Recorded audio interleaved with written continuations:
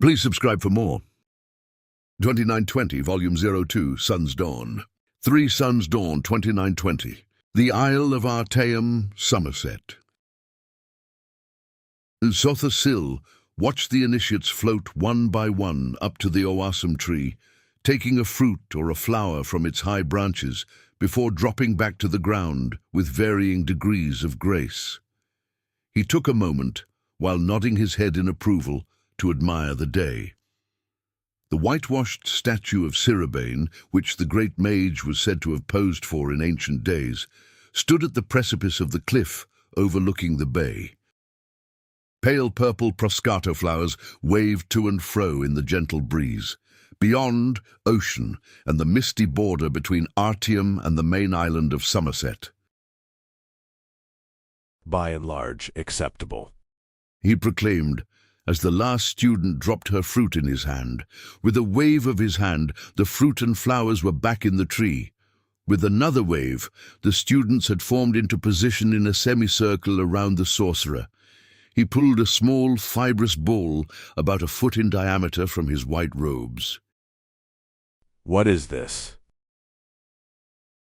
The students understood this test. It asked them to cast a spell of identification on the mysterious object. Each initiate closed his or her eyes and imagined the ball in the realm of the universal truth. Its energy had a unique resonance, as all physical and spiritual matter does. A negative aspect, a duplicate version, relative paths, true meaning, a song in the cosmos, a texture in the fabric of space, a facet of being that has always existed and always will exist. A ball, said a young Nord named Wellig, which brought giggles from some of the younger initiates, but a frown from most, including Sotha Sil. If you must be stupid, at least be amusing, growled the sorcerer, and then looked at a young dark-haired Almalexia who looked confused. Lilatha, do you know?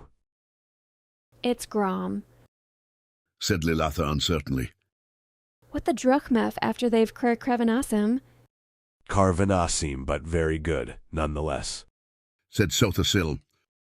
Now tell me, what does that mean? I don't know, admitted Lilatha. The rest of the students also shook their heads. There are layers to understanding all things, said Sotha Sil. The common man looks at an object and fits it into a place in his way of thinking. Those skilled in the old ways, in the way of the Sujik in mysticism, can see an object and identify it by its proper role. But one more layer is needed to be peeled back to achieve understanding. You must identify the object by its role and its truth and interpret that meaning. In this case, this ball is indeed Grom, which is a substance created by the Dru, an underwater race in the north and western parts of the continent. For 1 year of their life they undergo Carvanasim when they walk upon the land. Following that, they return to the water and mef, or devour the skin and organs they needed for land dwelling. Then they vomit it up into little balls like this. Grom, Dru vomit. The students looked at the ball a little queasily. Sotha Sil always loved this lesson. 4 Sun's Dawn, 2920. The Imperial City, Cyrodiil. spies, muttered the Emperor, sitting in his bath, staring at a lump on his foot. all around me traitors and spies. His mistress Ridja washed his back, her legs wrapped around his waist. She knew after all these many years when to be sensual and when to be sexual. When he was in a mood like this, it was best to be calmly, soothingly, seductively sensual, and not to say a word unless he asked her a direct question. Which he did. What do you think when a fellow steps on His Imperial Majesty's foot and says, "I'm sorry, Your Imperial Majesty"? Don't you think, pardon me, Your Imperial Majesty is more appropriate?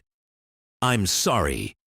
Well, that almost sounds like the bastard Argonian was sorry I am His Imperial Majesty, that he hopes we lose the war with Morrowind. That's what it sounds like.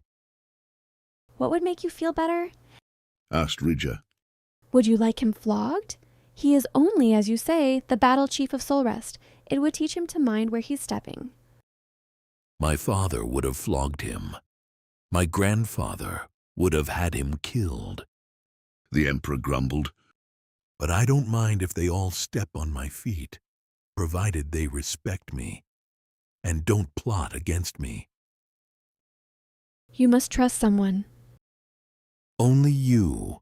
Smiled the Emperor, turning slightly to give Ridger a kiss. And my son Juilek, I suppose, though I wish he were a little more cautious. And your council and the potentate? Asked Ridger. A pack of spies and a snake. Laughed the Emperor, kissing his mistress again. As they began to make love, he whispered, As long as you're true, I can handle the world. 13 Sun's Dawn, 2920. Mournhold Morrowind. Turala stood at the black, bejeweled city gates. A wind howled around her, but she felt nothing. The Duke had been furious upon hearing his favorite mistress was pregnant and cast her from his sight. She tried again and again to see him, but his guards turned her away.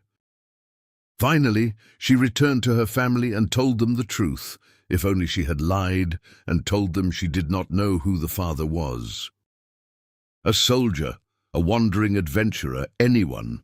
But she told them that the father was the Duke, a member of the House Indoril, and they did what she knew they would have to do, as proud members of the House Redoran. Upon her hand was burned the sign of expulsion her weeping father had branded on her, but the Duke's cruelty hurt her far more.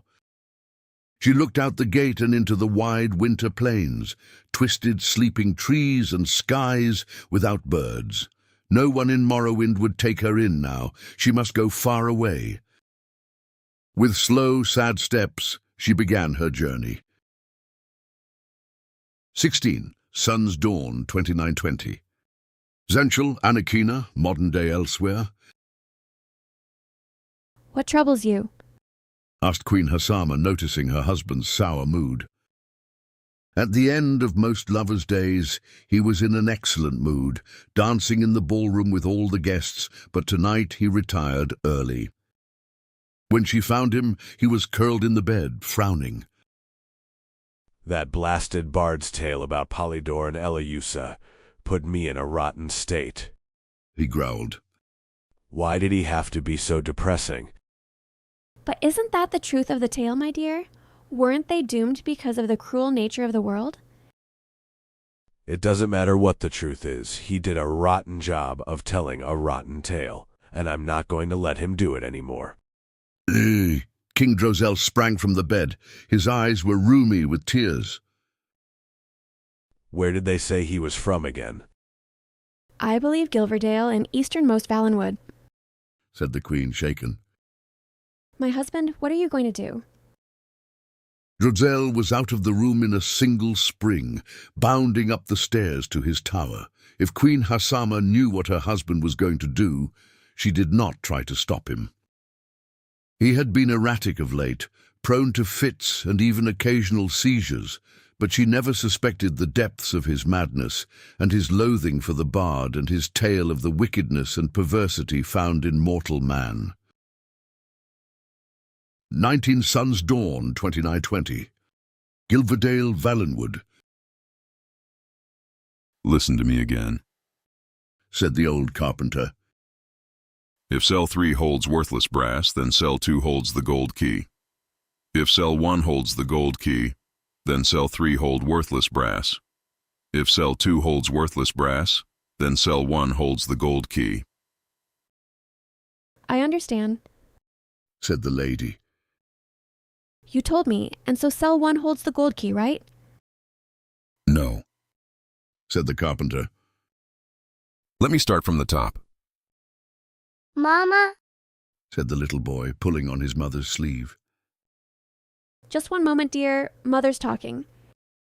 She said, concentrating on the riddle. You said cell 3 holds the golden key if cell 2 holds worthless brass, right? No, said the carpenter patiently. Cell 3 holds worthless brass if cell 2... Mama. cried the boy. His mother finally looked. A bright red mist was pouring over the town in a wave, engulfing building after building in its wake. Striding before was a red-skinned giant, the Daedra Molag Bal. He was smiling. 29. Sun's Dawn, 2920. Gilverdale, Valenwood. Almalexia stopped her steed in the vast moor of mud to let him drink from the river. He refused to, even seemed repelled by the water. It struck her as odd. They had been making excellent time from Mournhold, and surely he must be thirsty. She dismounted and joined her retinue. Where are we now? She asked. One of her ladies pulled out a map. I thought we were approaching a town called Gilverdale. Almalexia closed her eyes and opened them again quickly. The vision was too much to bear. As her followers watched, she picked up a piece of brick and a fragment of bone and clutched them to her heart.